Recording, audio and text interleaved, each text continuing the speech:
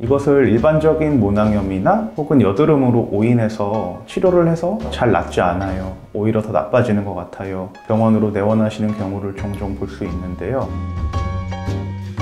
네, 안녕하세요. 오늘은 여드름인 줄 알고 홈케어도 하고 먹는 약도 하고 바르는 약까지 다 했는데도 잘 호전되지 않고 나빠지기만 하는 여드름이 있다면 이 질환이 아닌지 한번 의심해보면 좋을 것 같아서 영상을 준비했습니다. 몇 가지 제가 체크리스트를 말씀을 드릴 건데요. 이 중에 몇 개나 해당되는지 보시고 내가 정말 여드름이 맞았는지 판단을 해보셔도 좋을 것 같습니다. 첫째로는 여드름이 주로 중안면부가 아니라 이마, 코, 턱라인, 앞가슴 등 이런 부위에 분포하는 경우. 두 번째는 핑크빛이나 붉은색의 비교적 사이즈가 균질한 크기의 뾰루지들로 구성되는 경우. 세 번째로는 여드름의 특징인 면포, 즉 화이트헤드나 블랙헤드가 없거나 매우 적게 보이는 경우. 네 번째로는 가려움증이 때때로 생기는 경우. 다섯 번째로는 일반적인 여드름 치료에 잘 나아지지가 않고 특히 피지 조절제라고 불리는 로아큐탄 혹은 이소티논 같은 것을 복용했을 경우에 오히려 악화되는 경험을 하신 경우.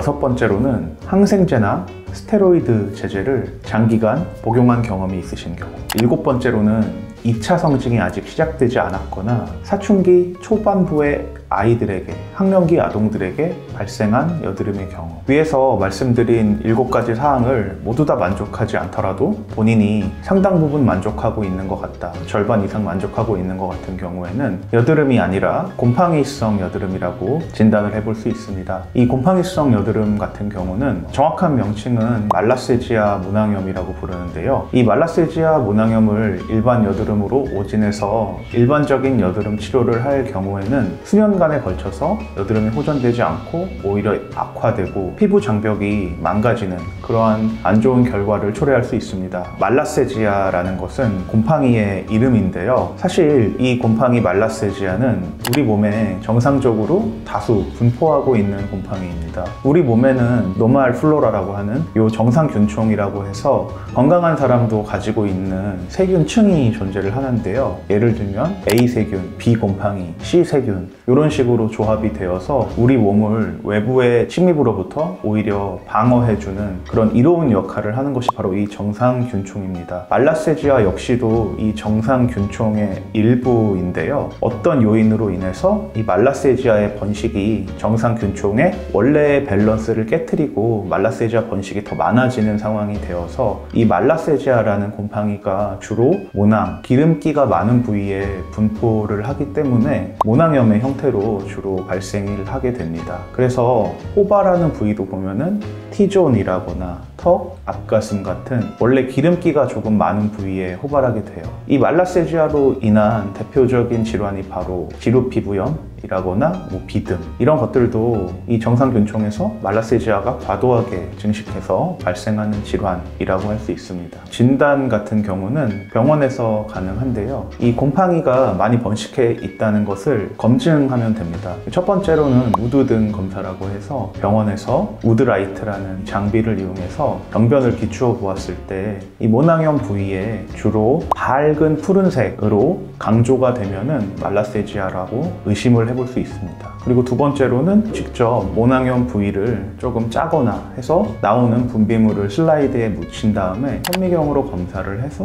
곰팡이의 존재를 확인하는 방법이 있겠고요. 그리고 사실 대부분의 경우는 사실 환자분들의 병력이나 아까 말씀드렸던 히스토리 테이킹을 통해서 실제로 어렵지 않게 진단할 수 있는 질환입니다. 이 말라세지아 모낭염의 치료 같은 경우는 곰팡이가 번식하기 어려운 상황을 만들어주면 사실 해결이 되는 부분인데요. 이 말라세지아 곰팡이도 고온 다습한 환경 그리고 피지 분비가 많은 환경을 좋아합니다. 피지에 트라이글리세라이드라는 지질을 가수 분해해서 양분을 섭취하기 때문에 지질이 많은 부위에 더 호발하고 번식을 잘 하게 됩니다. 따라서 땀을 흘린 뒤에는 반드시 샤워를 하고 피지 분비가 많은 T존이나 앞가슴 부위 같은 경우는 꼼꼼하게 세안을 하거나 세척을 해주시는 것이 좋습니다. 또 너무 피부에 달라붙는 의복은 피하고 통기가 잘 되는 천으로 이루어진 옷을 착용하는 것이 좋습니다. 실제로 진료실에서 자주 보게 되는 케이스가 학령기 여아, 그러니까 2차 성징이 시작되기 전에 여자아이들 중에서 T존에 머리카락이 내려와서 그 부분을 자극해서 이쪽에 말라세지아 모낭염이 생긴 경우를 볼 수 있는데요. 주로 이것을 일반적인 모낭염이나 혹은 여드름으로 오인해서 치료를 해서 잘 낫지 않아요.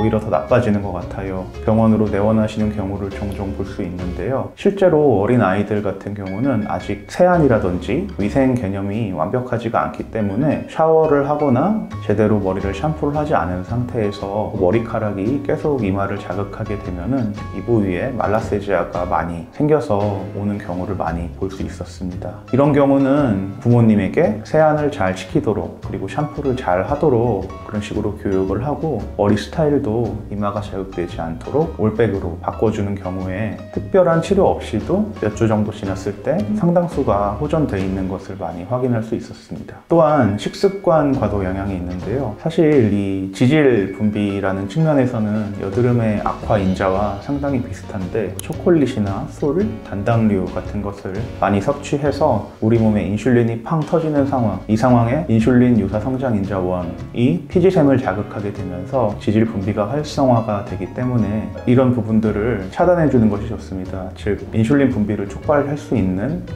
단당류라든지 그런 초콜릿이라든지 가공식품, GI 지수가 높은 식품 같은 것들을 피하는 것이 일반 여드름과 마찬가지로 말라세지아 모낭염에도 도움이 된다고 할 수 있습니다. 마지막으로 곰팡이성 여드름, 그러니까 말라세지아 모낭염이 사실 치료하기 어려운 질환은 아니지만 한번 오진되게 되어서 장기간 악화되면은 그 자체로 피부가 많이 상하고 장벽도 무너지게 되고 복구가 굉장히 어려운 경우가 많기 때문에 반드시 제대로 된 진단을 받고 치료하시기를 권유드리겠습니다.